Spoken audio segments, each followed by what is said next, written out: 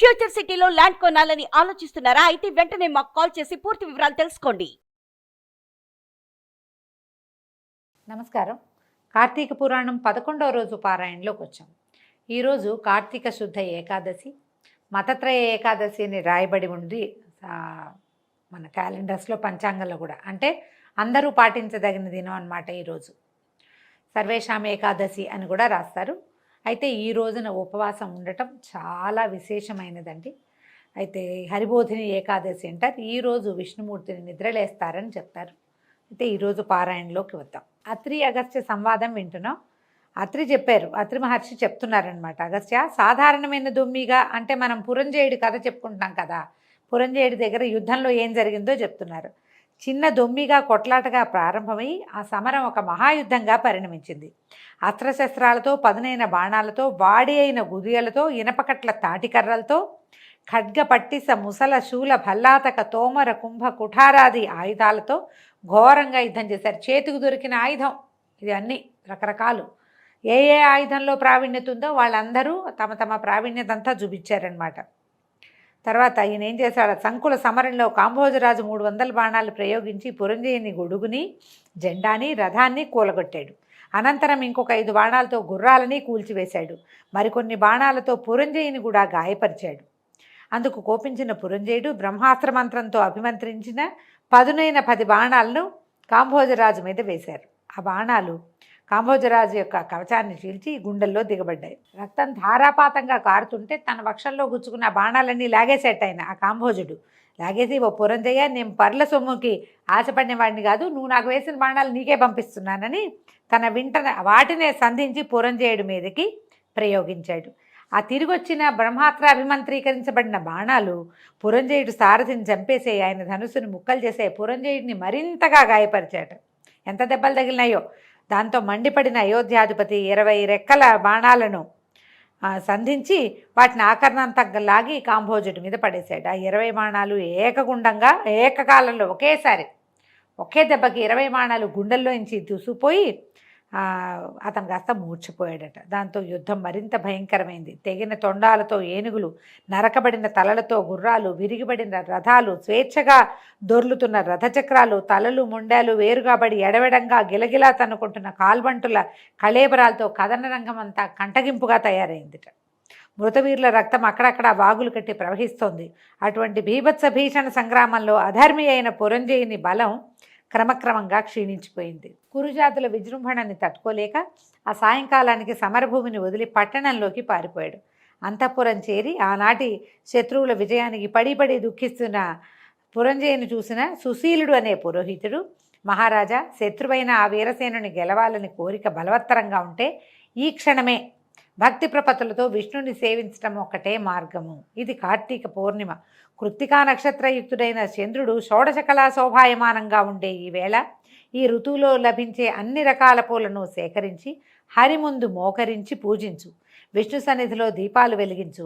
ఆయన ముందర గోవింద, నారాయణ ఇత్యాది నామాలతోటి, మేళ తాళాలతోటి ఎలుగెత్తిపాడు. ఆ పాటలతో పరవశుడైన హరి ముందు నర్తించు. నువ్వే పరవశుడవై నర్తించు. అలా చేసినట్లయితే ఆ విష్ణుమూర్తి అనుగ్రహం వల్ల నీకు మహావీరుడైన కుమారుడు కలుగుతాడు. కార్తీక మాసంలో తనను ఆరాధించే భక్తుల రక్షణార్థం 1000 అంచులతోటి శత్రుభయంకరమైన తన సుదర్శన చక్రాన్ని సహాయంగా పంపిస్తాడు హరి. ఈ కార్తీక పుణ్య మహిమని చెప్పటం ఎవ్వరి వల్ల కాదు. భూపతి, ఈనాటి నీ ఓటమికి కారణం సైన్య బలం లేకపోవటం కానీ, నీకు శరీర లేవాలం లేకపోవటమో కానీ, శౌర్యము ప్రతాపము తక్కువయి మాత్రం కాదు, కేవలము అధర్మవర్తనే కారణం. మితిమీరిన అధర్మవర్తన వల్ల నీ ధర్మఫలము, తద్వారా దైవబలము తగ్గిపోవటమే నీ పరాజయానికి కారణం. కాబట్టి ఓ పురంజయ, శోకాన్ని వదిలి భక్తితో శ్రీహరిని సేవించు. కలత మాని కార్తీక వ్రతాన్ని ఆచరించు. ఈ కార్తీక వ్రతం వల్ల ఆయురారోగ్య, ఐశ్వర్య, సుఖ సంపత్, సౌభాగ్య సంతానాలు సంఘటిల్లి తీరుతాయి. నా మాటను విశ్వసించమని పురోహితుడు పరిపరి విధాలుగా ఈయనకి బోధించాడు. అయితే అత్రి మహర్షి ఇలా చెప్తున్నారు. ఆ విధంగా సుశీలుడు చేసిన బోధతోటి పురంజయుడు తక్షణమే స్నానించి విష్ణువాలయానికి వెళ్ళి వివిధ పల్లవ పుష్పాల దళాదిగా విష్ణువుని షోడశోపచారాలతోని అర్చించి ప్రదక్షిణా నమస్కారాలు సమర్పించి మేళతాళాలతో ఆయన కీర్తించి పారవస్యంతో నర్తించాడు. అంతేకాదు బంగారంతో విష్ణు ప్రతిమను చేయించి దానికి పూజలు చేశాడు. దీపమాలికలు సమర్పించి అర్చించాడు. రాత్రంతా విష్ణు సేవలో విలీనుడైన పురంజయుడు మరుసటి నాడు ఉదయమే అశేష సైన్య సమేతుడై పునః యుద్ధరంగాన్ని చేరాడు. చచ్చిపోయిన వాళ్ళు చచ్చిపోగా ఇంకా బోల్డ్ సైన్యం ఉందట ఆయన కోటలో. మొత్తం గుంపందరిని తీసుకుని వెళ్ళాడనమాట. నగర సరిహద్దులు దాటుతూనే శత్రువులని సమరానికి ఆహ్వానిస్తూ భీషణమైన ధనుష్టంకారాన్ని చేశాడు. ఈ ఠంకారం చెవినబడిన కురుజాది కాంభోజ బలాలు పురంజయుడిని ఎదుర్కొన్నాయి. వజ్రాల వంటి కత్తులతోనూ పిడుగుల వంటి బాణాలతోనూ అమిత వేగవంతాలు ఆకాశానికి సైతము ఎగరగలిగినవి అయినటువంటి గుర్రాలతోనూ ఐరావతాల వంటివి ఏనుగులతోనూ అన్యోన్య జయకాంక్ష తత్పరులై ప్రాణాలకు తెగించి పోరాడే కాల్బలాలతోనూ క్రమక్రమంగా యుద్ధం దుర్నిరీక్షమానంగా పరిణమించింది. అసలు భయమేస్తోందట ఏ పక్కన చూసినా. గత రాత్రి పురంజయుడు చేసిన పూజలకు సంతుష్టుడైన గరుడగమనుడు అతనికి దైవబలాన్ని తోడు చేయటం వల్ల ఆనాటి యుద్ధంలో సర్వశత్రురాజుల యొక్క శక్తులన్నీ ఉడిగిపోయినాయి. కాంభోజుల గుర్రాలు, కురుజాదుల ఏనుగులు, వివిధ రాజుల రథబలాలు, వైరికూటం యొక్క పదాతి బలాలు దైవకృపాప్రాప్తుడైన పురంజయుని ముందు చిత్తుగా ఓడిపోయాయి. పురంజయుడి పరాక్రమానికి గుండెలవిసిపోయిన పగవారందరూ ప్రాణభీతితోటి రణరంగాన్ని వదిలి తమ తమ రాజ్యాలకు పరుగులు తీశారు. అంతటితో విష్ణువనుగ్రహం వల్ల విజయాన్ని పొందినవాడైన పురంజయుడు అయోధ్యానగర ప్రవేశం చేశాడు. విష్ణువు అనుకూలుడైతే శత్రువు మిత్రుడవుతాడు. విష్ణువు ప్రతికూలుడైతే మిత్రుడే శత్రువవుతాడు. దేనికైనా దైవబలమే ప్రధానం. ఆ దైవబలానికి ధర్మాచరణమే అత్యంత ముఖ్యం. అటువంటి ధర్మాచరణలో ప్రప్రథమమైన కార్తీక ధర్మానుష్ఠానంతో ఎవరైతే శ్రీహరిని సేవిస్తారో వారి సమస్త దుఃఖాలు కూడా చిటికల మీదే చిమ్మిడిపోతాయి. అగస్త్య, విష్ణుభక్తి సిద్ధించటమే కష్టసాధ్యం. అందున కార్తీక వ్రతాచరణాశక్తి ఆసక్తి కలగటం, ఆచరణకి శక్తి ఉండాలి, ఆసక్తి ఉండాలి. అవి రెండూ కలగటం ఇంకా కష్టం. కలియుగంలో ఎవరైతే కార్తీక వ్రతము శ్రీహరి పాదసేవ వదలకుండా చేస్తారో వారు ఎవరైనా సరే వైష్ణవోత్తములుగా పరిగణింపబడతారు. వేదవిధులైన వారైనప్పటికీ ఈ హరిసేవ కార్తీక వ్రతాచరణ లేని వాళ్ళు కర్మచండాలు లేరని గుర్తించు.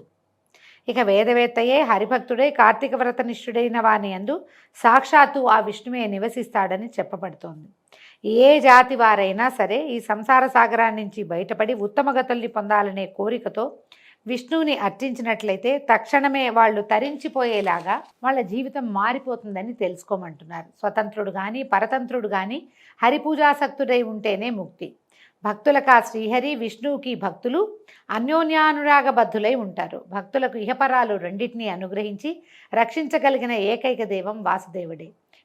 విశ్వమంతా నిండి ఉన్న ఈ విష్ణువు యందు భక్తి ప్రపత్తులున్న వారికి మాత్రమే కార్తీక వ్రతావకాశం చిక్కుతుంది. కాబట్టి వేద సమ్మతము, సకల శాస్త్రసారము, గోప్యము, సర్వవ్రతోత్తమోత్తమము అయినటువంటి ఈ కార్తీక వ్రతాన్ని ఆచరించినా కనీసం కార్తీక మహాత్మ్యాన్ని మనస్ఫూర్తిగా విన్నా కూడా వాళ్ళు విగత పాపులై అంత్యంలో వైకుంఠాన్ని చేరుకుంటారు. మహత్వపూర్వకమైన ఈ అధ్యాయాన్ని శ్రార్థకాలంలో పఠించడం వల్ల పితృదేవతలు కల్పాంత తృప్తిని కూడా పొందుతారు. దాని తర్వాత కూడా సంతోషంగా ఉంటారట. అయితే ఈయన అడుగుతున్నారు అగస్త్య మహాముని, దీని తర్వాత ఏమైంది? విష్ణు కృప వల్ల విజయుడైనటువంటి పురంజయుడు ఆ తర్వాత ఏం చేశాడు అంటే, భగవత్కృప వల్ల భండన భూమిలో విజయలక్ష్మి భరించిన పురంజయుడు అమరావతిలో ఇంద్రుని వలె తన అయోధ్యలో అత్యంత వైభవంతో ప్రకాశించాడు. గతంలోని దుష్టభావాలన్నింటినీ, అధర్మాలన్నింటినీ విసర్జించి సత్య శౌచ పాలనం, నిత్య ధర్మాచరణ, దానశీలత, యజ్ఞయాగాది క్రతు నిర్వహణలు చేస్తూ ప్రతివర్ష ప్రయుక్త కార్తీక వ్రతాచరణం వల్ల విగత కల్మషుడై విశుద్ధుడై అరిషడ్వర్గాన్ని జయించి పరమ వైష్ణవుడై మనసాగాడు. అంతేకాదు నిరంతరము కూడా శ్రీహరి పూజా ప్రియుడై ఏ దేశాలలో, ఏ క్షేత్రాలలో, తీర్థాలలో విష్ణువుని ఏ విధంగా పూజించడం వల్ల తన జన్మ తరుస్తుందా అనే తపనతోటి ఉండేవాడు. అంతగా హరిసేవా సంవిధాన సంతృప్తుడైన కారణంగా ఒకనాడు ఆకాశవాణి ఆయనకు వినిపించిందట, పురంజయ, కావేరీ తీరంలో శ్రీరంగ క్షేత్రం ఉంది. శ్రీరంగనాథుడు అనే పేరు అక్కడ వెలసి ఉన్న విష్ణువుని కార్తీకంలో అర్చించి జనన మరణాదుల నుంచి కడతేరుమని ప్రబోధించడంతో రాజ్యపాలనని మంత్రులకు అప్పచెప్పి తగినంత చతురంగ బలయుక్తుడై అనేక తీర్థక్షేత్రాలను దర్శిస్తూ అక్కడక్కడ యథాయోగ్యంగా శ్రీహరిని అర్చిస్తూ కావేరీ మధ్యంగతమైన భూలోక వైకుంఠమైనటువంటి శ్రీరంగాన్ని చేరి కార్తీక మాసం అంతా కావేరీ నదిలో స్నానాదులని నిర్వహిస్తూ శ్రీరంగంలో రంగనాథ సేవలను చేస్తూ ప్రతిక్షణము కూడా కృష్ణ గోవింద వాసుదేవ శ్రీరంగనాథ అని హరినే స్మరిస్తూ జపదానాది విద్యుక్త ధర్మాలన్నింటినీ నిర్వహించి కార్తీక మాస వ్రతం పూర్తి చేసుకుని పునః అయోధ్యని చేరుకున్నాడు. అనంతరం ధర్మకామం వల్ల సత్పుత్ర పౌత్రాదుల్ని పొంది కొన్నాళ్ళకి సర్వభోగ వివర్జితుడై భార్యాసమేతంగా వానప్రస్థాన్ని స్వీకరించి కార్తీక వ్రతాచరణ విష్ణు సేవలలోనే లీనమై తత్పుణ్యవశాన అంత్యంలో వైకుంఠాన్ని చేరుకున్నాడు. దీంతో 11వ రోజు పారాయణ పూర్తయిందండి. రేపు ఉదయం మళ్ళీ 12వ రోజు కార్తీక పురాణంతో కలుసుకుందాం. నమస్కారం.